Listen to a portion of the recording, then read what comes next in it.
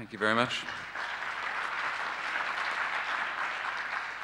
I was worried when a lot of people came in here that they might all think they're going to come seeking answers. I'm not sure I'll be able to provide those. And I won't be able to provide the rocket science of Andrew Biancham, but I can only hope I can speak as clearly as Mr. Wilkins did in his Bland Sutton lecture. I'd like to thank the BJS and indeed the ASGBI also for this opportunity to make a return visit to the old country. And it's the first time in many years that I've actually spent any significant time in British hospitals, which has been very interesting. As Professor Garden mentioned, I was a Newcastle graduate, and indeed I was a houseman and a registrar in the RVI, and I basically came through my training in the old firm system when there was still the senior registrar slot in training, and these surgeons were immensely experienced emergency surgeons, provided actually better emergency care than the consultants could, I think. And significantly, they were on the junior side of the dividing line between trainees and consultants. So as a registrar coming through, you had the benefit of working with senior registrars who were able to give you very frank and sometimes very robust feedback on your performance as a trainee, without the feeling that it somehow impacted on your long-term career, in the sense that things were sorted out without the consultants necessarily finding out. And I think that's something that isn't often said, but you really felt that the senior registrars were your main trainers. And it was an immensely enjoyable experience, although when you work for the likes of Professor Alderson, as they are now, and Professor Griffin, you can imagine that sometimes the feedback was strong. So I then, after my training, I've spent the last 17 years in Queensland. In that time, we've gone from the old hospital, as shown in this building, where Russell Strong started the liver transplant surgery and HPB service, and we've got a lovely new hospital now with actually 200 less beds than we used to have. But we've got 20 theatres, and we have a wide range of services, including the service in liver and kidney transplantation for the whole state, and cardiac and neurosurgery. And there are 20 general surgeons there, all of us on the emergency general surgery and trauma roster, including the breast and the transplant surgeons. It's a condition of being employed as a general surgeon at the PA hospital that you will take emergency call. There may be people in this room who don't understand the sort of overall structure of surgery in Australia, and I thought I might just mention that as a sort of backdrop to what I've found here. Each state has a public hospital system, but there's a substantial amount of private medicine delivered in Australia, and that includes all range of emergencies bar trauma. And the consultant surgeons have a variety of choices in terms of employment. They may be full-time public, the staffies and the academics, or they may be the visitors, the visiting medical officers, part private and public, and then there are the fully private surgeons who are just very rich. But the point about this is that we don't have a monopoly employer, and that acts as a bit of a checks and balances against the excesses sometimes of the executive, because if you annoy the general surgeons enough, they simply resign and go into private practice. And I think that is in fact a healthy thing, that you have a choice of employment. There are a lot of general surgeons in Australia, about 1,400 for a population of 23 million people, which I think will be a higher number per head of population than you'd find here. There's been a recent push to develop acute surgery units in Australia, and there are a whole series of them around the country. There's no particular government strategy behind it. It's just local hospitals finding local solutions to provide emergency care. And the drivers to this are varied. For instance, in our hospital, the PA hospital, I'm just going to briefly describe that system, and you'll perhaps get some idea of what it was. But around the world, acute surgical units are being set up in response to various things, and particularly in America, trauma surgeons are having to rapidly reinvent themselves because of a diminution of the amount of operative work that trauma surgeons do now, with so much conservative and radiological management.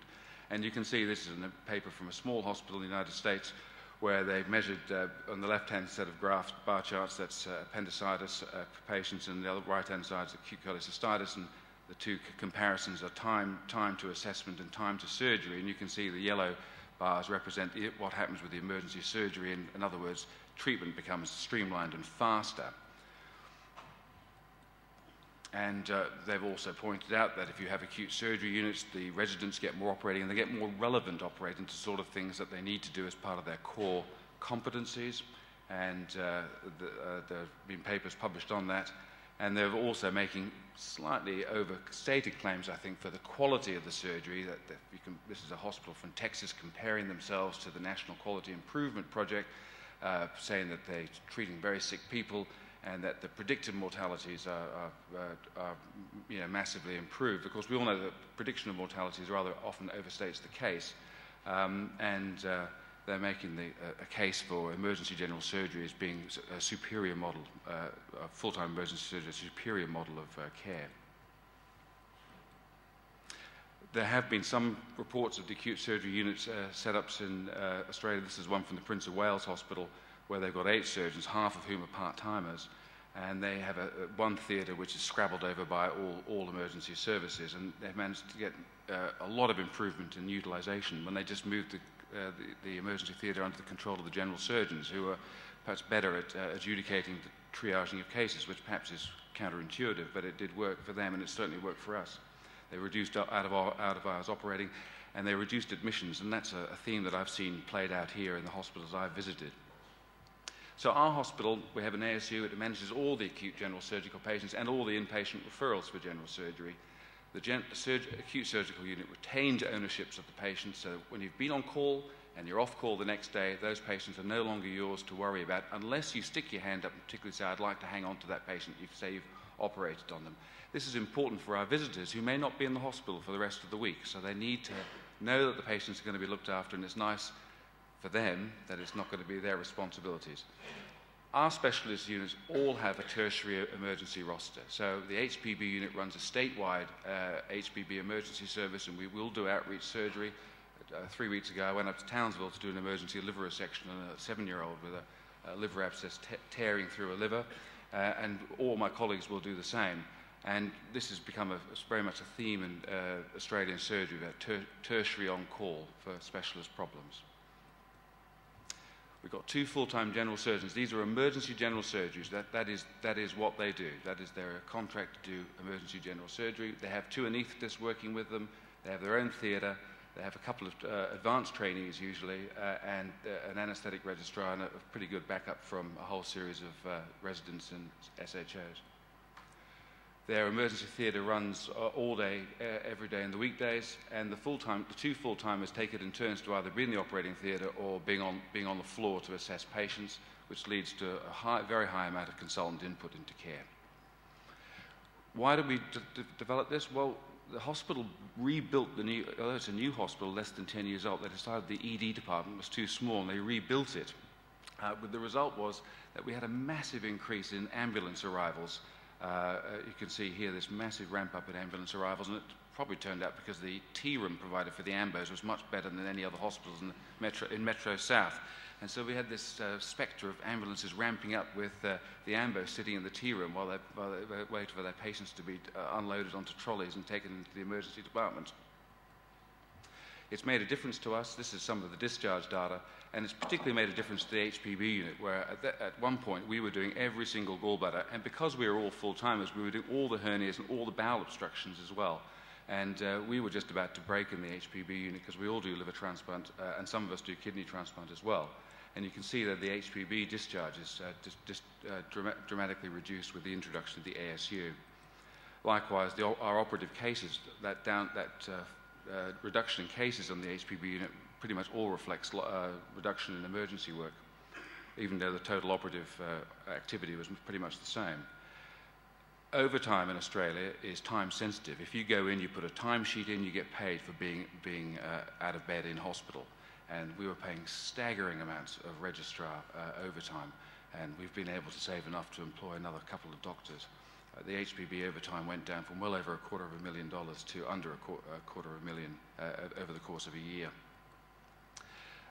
But Australia is a very big place, as I'm sure you all know, and this model wouldn't fit all hospitals. This map just to show the electorates in Queensland. And Maranoa in the bottom left there is nearly twice the size of France, but only has 175,000 people. And there are many hospitals up and down the coast, particularly where most people live in Queensland, with hospital catchments of only 35,000, and you'll have a couple of surgeons working there. So we don't have the same model everywhere. What did I find when I revisited the NHS? Well, we've heard a bit this morning about target-based service delivery. I'm a bit sceptical about targets because I think you've moved from patient-centred care to target-centred care, and I'm not completely sold on that. There's an awful lot more management than when I left 17 years ago, and again, Mr. Wilkins pointed out that sometimes the management can disengage from the coalface workers who have a lot to offer. There is a more streamlined training thing, and of course you've got the European Working Time Directive. Just to let you know that Queensland's doctors also have that in their new service agreement. Only the registrars, not the consultants. And there is much more consultant-delivered care here now than there used to be. And my general observation is this is a tough workplace now. I'm staggered by how hard everyone works in all the hospitals I've visited. It's quite astonishing the amount of dedication that I've seen everywhere that I've visited. I really salute you all. I appreciate that I'm being a bit out of touch with the NHS, and I guess I see it through the prism of the various publications that I subscribe to. One is the BMJ, which gives a very measured view, and you get an alternative, a much more robust view from magazines like Private Eye, and so perhaps my view is a little bit distorted, but I've tried my best to sort of try and see it through your eyes. It was suggested to me, therefore, that a tour of UK hospitals might be a good way to understand the challenges facing emergency surgery. And I've had the chance to meet surgeons, and I've looked at service delivery, and I've looked at the resources that you have to hand. Emergency surgical care is a big deal for you, and this is like Australia. This is a review of data from Scotland and published in the Edinburgh College Journal, which confirms that half of surgical admissions in Scotland emergencies are unplanned. So this is a big and live issue for you, and it'd be just like that for us. Is there a problem? Well, the publication from the Emergency Laparotomy Network last year in the British Journal of Anaesthesia would suggest that there is certainly, if not a problem, there's marked variation in what happens up and down the country in different hospitals, with a very wide range of 30-day mortality across 35 hospitals, and quite variable rates of consultants, surgeon and consultant anaesthetist input into emergency laparotomy. Of course, one can't necessarily explore the reasons for that, but it just suggests that the playing field is not an even one, and there needs to be sort of some further examination. I think this has now been rolled out nationally. There's no shortage of publications to give you advice on what to do with sick patients. I can't confess that I've read them all. I think I almost lost the will to live reading some of the nice stuff that is available. But the publication put together by the ASGBI, I think, is actually a truly excellent document, and I had a good look at that before I got on the plane and carried it around with me. So thanks to the people organising my trip, I started down in Barnstaple on British Rail, and then went up to Manchester, went via Blackburn to Edinburgh, and then flew to Stornoway to look at this situation up there. And there's quite a range of catchments there. Barnstaple, although it's on the mainland, actually is a very remote and rural catchment with travelling times, well over an hour and a half to get to Barnstaple, and it'd be well over 2 hours to get to Exeter, which will be the next place to go to. Manchester obviously has got various size hospitals, but really a lot of hospitals for 3.5 million people. And Stornoway, of necessity, run a hospital with a very small population base, which poses its own challenges. I think the although Edinburgh is a small city, the catchment seems to be much bigger, and they certainly seems to be an enormously busy hospital. And so the trains all ran on time. I was a bit surprised that the train from Manchester to Edinburgh is this sort of rather rackety sort of local service. No wonder it took so long. And the Flybe operates an excellent service, although you pretty much pay for everything, including, on top of your ticket, including a seat, permission to carry a bag. That's all changed since I was here. And I made the mistake in Manchester the tram service was excellent, but I made the mistake of taking a lift to the tram station on the back of someone's Moto Guzzi motorbike. I've forgotten how unpleasant that can be, and I didn't realise that motorcyclists were allowed to drive on the right-hand side of the road in Manchester. And I was greeted by tremendous hospitality everywhere I went, and I'd highlight, for instance, the incredible enthusiasm of the omni-talented Nick Markham in Barnstaple, and also wherever you go, you'll always find an Australian. And John Groom there in the middle used to be a surgeon in Bateman's Bay, a very pretty part of New South Wales, but he's moved back. He's moved to England with his English wife. It was also a pleasure to catch up with Gordon Carson, who I last worked with as an SHO in the RVI. and also to visit Hope Hospital, where in fact I was born nearly 54 years ago. And Stornoway, of course, as anyone who's ever been to Lewis would know, is a terribly beautiful place, and rugged and remote, and quite an astonishing place to visit. Rather traditional attitudes there. Sunday is a quiet day, and that makes such a contrast to Australia, which just never ever seems to stop. So this is the list of points in the summary page from the recent ASGBI document, highlighting some of the issues that are facing emergency general surgery, and there's quite a list. I promise you read the rest of the book as well, but this is quite near the front. And some of them I'm not going to talk about very much. There's no question that there's enormous consultant commitment here, and I didn't come across many consultants at all dropping off the roster at the age of 55 or 60 as being suggested. I'm not going to talk much about targets. I might make one more side swipe at it later on, but I'm not going to talk much about that. You get enough of that already.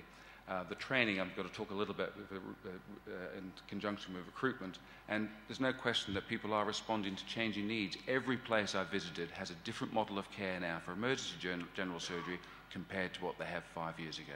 I think people do look at themselves and what they're doing all the time and are making adjustments, cutting their cloth to make the best of their resources. It's gone the wrong way. So appropriate, I just want to go back one. In terms of service delivery, all but one unit that I visited, i.e. Stornoway, which runs to a different model, had some variation of acute surgery provision in some kind of unit-based setup. And the mantra is to avoid inpatient admission without a diagnosis, to promote day case emergency concept, the idea of people with perianal abscesses being admitted starved in the morning, having their operation and being able to go home later on the same day. And at least a couple of places are running hot clinics, Barnstaple and Blackburn, which seem to streamline the process and do avoid a lot of admissions. One thing I did notice is that the hot clinics are well open to abuse. I think when the GPs get to hear about them, they just regard that as a pretty fast way of getting someone looked at who probably could just go to an urgent outpatients clinic. And I think it's possible for these hot clinics to get submerged in work that would be best dealt with somewhere else. The period of on-take obviously varies from place to place, partly depending on workload and other work patterns. For instance, in Edinburgh, the consultant might be on for the whole week taking their patients, and they keep ownership of the patients, and it might take well into the next week before you've finished a sort of destination treatment for all the ones that you've brought in the previous week. In Edinburgh, they're seeing 200 patients a week, of which maybe a half end up being admitted, so that's a vast patient workload, whereas in, say, Blackburn, it's about 10 patients a day. So you adjust things to suit your local services, and the appropriate specialization will also depend on what you've got locally. This is an audit of colorectal cancer produced in Oxford by Chris Darby when he was working for Neil Mortensen, showing that even in the late 80s and early 90s, already then, if you were having your operation done by a colorectal surgeon, your emergency colorectal operation, you're much more likely to end up with a primary anastomosis than by a non-colorectal surgeon. And I think this is going to become a bit more of a hot-button issue in the provision of emergency general surgery throughout the UK, because if you look at the Edinburgh data, of course, in Edinburgh they split their emergency surgery provision in the sense that upper GI all ends up at the Royal Infirmary of Edinburgh, whereas the colorectal lower GI work all ends up at the Western General. If you have a unit dealing with all the colonic emergencies, you'll find reduced mortality and less stomas. This is a publication in coloproctology, and people now will, I think, come to expect that. And in smaller hospitals, that may be an issue to be worked out in terms of how to provide that standard of care. Easier if you've got a big colorectal unit, not so easy if you're in a smaller hospital. So, as I've said, Edinburgh has complete separation. They must have the sort of most intellectual ambulance drivers in the world to work out where to take people. But it seems to work just fantastically well, and indeed I've heard Simon Patterson-Brown talk about that before.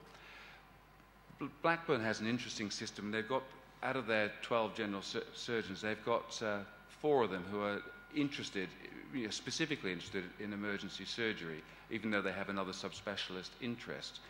But 3 out of those 4 are upper GI with 1 colorectal. they manage their own cases. So the upper GI will manage their left colonic obstructions, but they tend to have a sort of phone a friend system that works for them very well. Salford, the Hope Hospital, has a case handover system in place so that patients can be redirected to an appropriate surgeon the day after admission. And Barnstable also has handover on a case-by-case basis. I was struck in some of the hospitals I met that the ones with the happiest provision of emergency general surgery services tended to have some kind of clinical champion in the building. Someone who was willing to sort of plant a flag and say, well, I will lead emergency general surgery, I will encourage my colleagues, I will listen to the complaints, I will rejig the service to make it work as best as it can. And I think that is something that is important in making something work well, that there is a defined person saying, I'm interested in this and I'd like to make it work. Resources, of course, have been an issue throughout the world forever, and as I was getting up on the train to Manchester, I remembered that this quote, it was actually in a recent title of a recent book by Rutherford, the New Zealand board physicist who won the Nobel Prize for the discovery of the atomic nucleus, that he had to make his work happen with very limited funding. And I observed macro and micro shortages, both at the sort of level of the institutions and indeed the services provided within them. I would particularly target radiology as an under-resourced service. Many hospitals, the ones I visited, have a sort of gatekeeper attitude from the radiology department, more likely to say no rather than yes to requests for scans. And I think that tends to clog up the whole process, because if a patient doesn't get a scan, say ultrasound to confirm gallstones, their treatment is put back by another day. And just my observation that seemed to be a particular sort of hold-up. And of course, there are still workhouse era hospitals, and these hospitals, I just can't see them surviving. This is the North Manchester Hospital, and well, not for 1 second would I criticise the people within it. In fact, I would salute them for managing to work in hospitals which just are really barely fit to provide the sort of modern technology. Difficult to renovate and modernise in any sense. And I think I see an opportunity, because those hospitals will eventually fall apart and have to be replaced. And in centres like Manchester, which I think with 10 hospitals for 3.5 million people, that will offer an opportunity to centralise and make bigger hospitals with more available technology. And I think we've heard a lot about the drive to centralisation yesterday in various sessions. By contrast, the new Royal Infirmary in Edinburgh, I think, is one of the nicest hospitals I've ever visited. It seems to me an extraordinarily well laid out building, well designed, easy to find your way around, and plenty of theatres and nice wards. I was really, this to me seems like the best of what you can get, and I think everyone deserves to have to work in institutions like that. So we heard yesterday a number of sessions about training and recruitment and what's going to happen with the surgeons who are being produced by the system. Are they going to be fit to do so safe, competent, to do emergency general surgery? Is there going to be a problem delivering a service? Well, I think one of the concerns that's raised that things are too onerous, it's too hard to do general surgery. From what I saw, my feeling is not that it's too onerous, it's that it's often tacked on to the side of something else. And if you make it more of a standalone service, somewhere like Blackburn, then you actually can generate a service with enough cohesion and enough form and structure and enough work to make it attractive, particularly to younger surgeons. I think if there's only a couple of emergencies a day, then emergency surgery can seem a bit boring. And on the other hand, if those two emergencies have to be fitted in around other busy lists, then that's also a problem. And I think there is a case for making more standalone emergency general surgery units. And of course, that raises the issue of who's going to run those emergency general surgery units. Are you going to have surgeons with an interest, or are you going to have particular just individual emergency general surgery as the subspecialty interest? The other question is, how capable do you have to be? We heard a lot about indicative numbers for procedures yesterday, and it just seemed to me fairly low, given that most surgeons now are doing a lot of their trainee surgeons are doing their operations with consultant help. And there's a huge difference, just speaking from my own experience, of going from operating, knowing the consultant's around just down the corridor on the end of a phone, happy to be phoned, to being the person who has to make the decisions and take the responsibility for whatever comes afterward. And I think there is possibly a space here for trainees coming out of training to do some kind of work where they do much more unsupervised operating and to make sure that they're truly comfortable and up to speed with emergency general surgery. I'll say a little bit more about that in a moment, but there is a question of how capable do you have to be to do the job. Well, the NHS loves targets, and I've already said that targets seem to me to bring their own problems because the targets can become the end. You've got to be careful about choosing targets. If you, for instance, target completion of lap collies, acute lap collies within the index admission, you raise the possibility then of ignoring the left colon obstructions and not doing them. Everything can have unintended consequences. But I would say that your best comparator is always yourself. No matter how much risk adjustment you do to compare different institutions, none of those systems is likely to be perfect, and it may be better to concentrate more on trends. Are you improving? Is your own service getting better or worse? Because it's unlikely that your circumstances change from year to year. It's also unlikely that your emergency workload changes from year to year. Emergency workload is a highly predictable sort of activity. You pretty much do the most things, unless, like us, you open a new emergency department. So I've always personally favoured trends rather than targets, but that's just perhaps a personal reflection. It's good to look at outcomes because studying the outcomes themselves becomes a useful thing and a useful driver to performance. That was the Hawthorne Effect is what's used to describe that. Hawthorne was an electrical relay assembly factory in Chicago in the 1920s before it went broke after the Wall Street crash. And Elton Mayer was a very early version of an industrial psychologist who's an Australian, worked at the Harvard Business School, who described this effect. Roethlisberger was also another social scientist, and when he was dying of cancer in 1974, he made a fairly astute observation of how medical care has changed. So what will happen in the future here? Well, I think we will see more transfers and more tertiary level emergency care cases. I think we'll look harder at the minimum level of technology required to provide emergency surgery, and I think there will have to be some rejigging of staffing for emergency general surgery. A paper like this, which came out last year in the British Medical Journal, highlights that even for like bread and butter emergency general surgery or a common general surgical procedure like cholecystectomy, you can demonstrate a volume effect if you look at big enough data sets. These sort of publications have the potential to change practice. If we now are saying that high-risk cholecystectomies need to be done by surgeons suitably qualified to do that, that may not be surgeons in district general hospitals. You may be transferring those patients. We are already seeing that in Australia, and this is from a picture from the newspaper about a patient with acute cholecystitis who weighed 240 kilograms up in Mount Isa, which is about 1,800 kilometres from Brisbane. He couldn't go in a normal ambulance. He couldn't even go in a normal trolley, and in the end, the RAAF had to fly him down in a Hercules to get him down to hospital in Brisbane to have a percutaneous cholecystostomy. Now, one of those planes, by the way, costs $100,000 an hour to put in the air. And when it came time to take him home, the airlines refused to take him. The Royal Flying Doctor Service hadn't, in the intervening 2 weeks, built a plane big enough to take him, and he had to go back in the same aircraft. So he had nearly $500,000 worth of care for a percutaneous procedure. Standard Queensland ambulances can take patients up to 220 kilos, and New South Wales and Queensland are now developing bariatric ambulances. You have to remember Australia is the second fattest developed nation on earth, but I'm seeing bigger people here now myself. It's just an example. It's just an example that transfers are becoming commoner, and they're often. I think it's something that Australia does extremely well because we've dealt with large distances for a long time.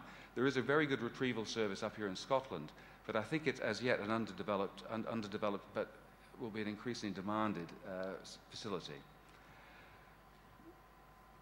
There's a key paper in the New England Journal from Jack Birkmeyer from the NQIP project showing that complication rates stay the same in high and low mortality hospitals, but it's the ability to rescue the patient from those.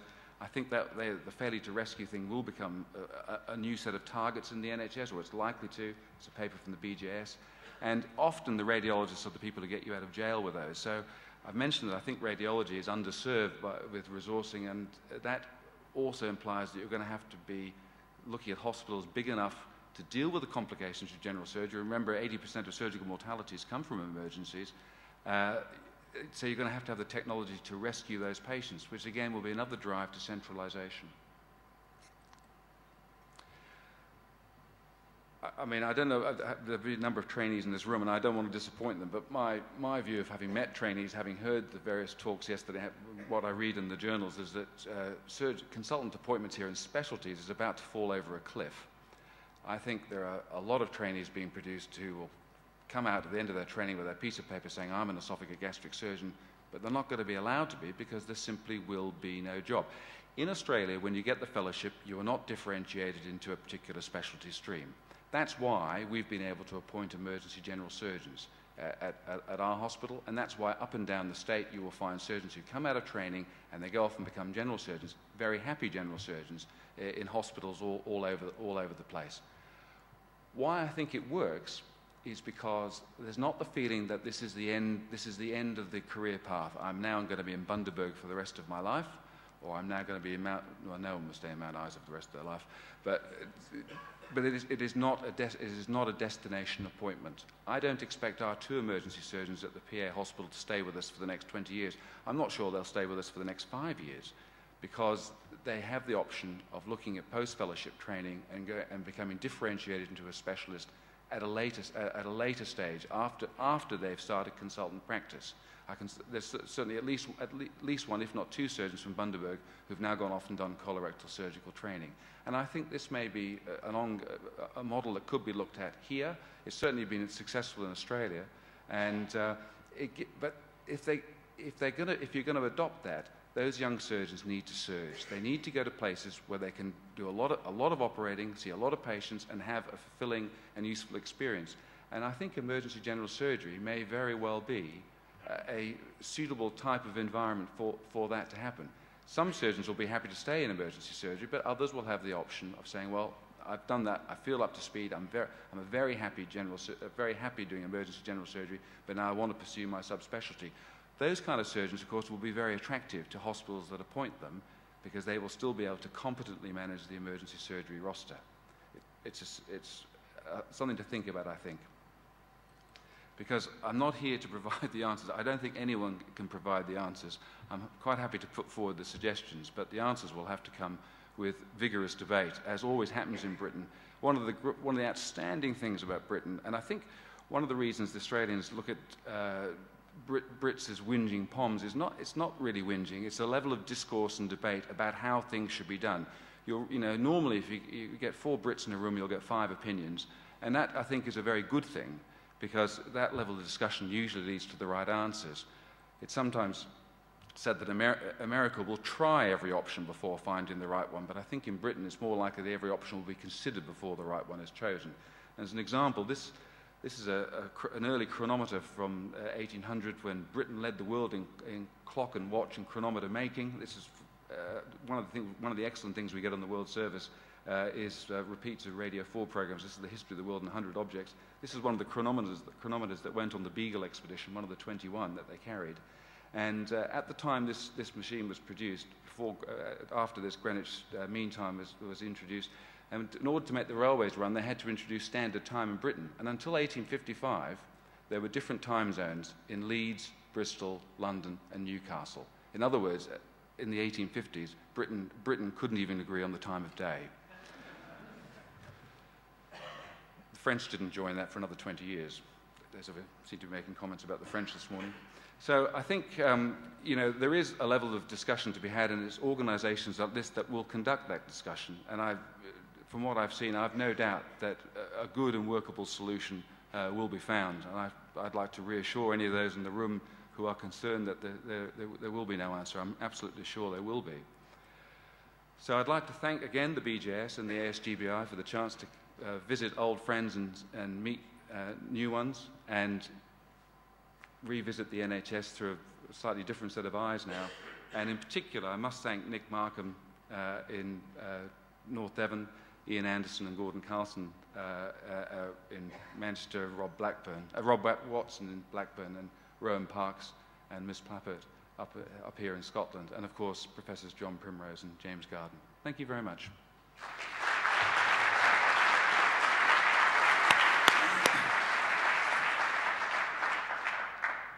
Thank you very much, Jonathan. You've, I think, demonstrated